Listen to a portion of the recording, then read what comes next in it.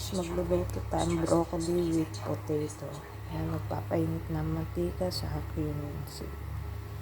Yan, nagpapapping na yung cumin. Yan, lagay na natin yung ating onion. So yan guys, nailagay ko na yung ating onion.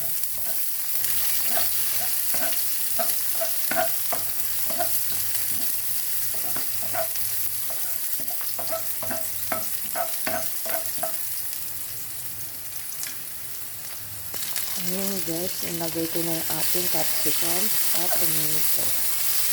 Naglagay rin pala ako ng green chili guys. Antayin lang natin lumambot yung tomato sa capsicum. So yun guys, malambot na yung ating tomato sa capsicum. Ngayon, lagyan na natin yung in-steam natin broccoli sa tomato.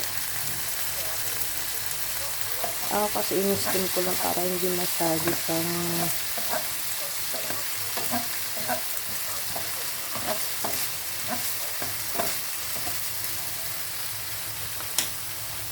ayun guys, naglagay na ako dyan ng cumin powder, turmeric, chili powder, black pepper.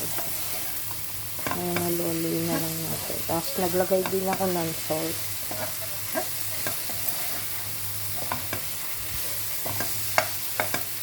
Tapos cover natin.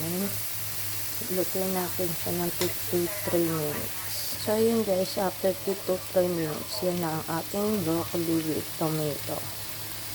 Thank you for watching. Bye-bye.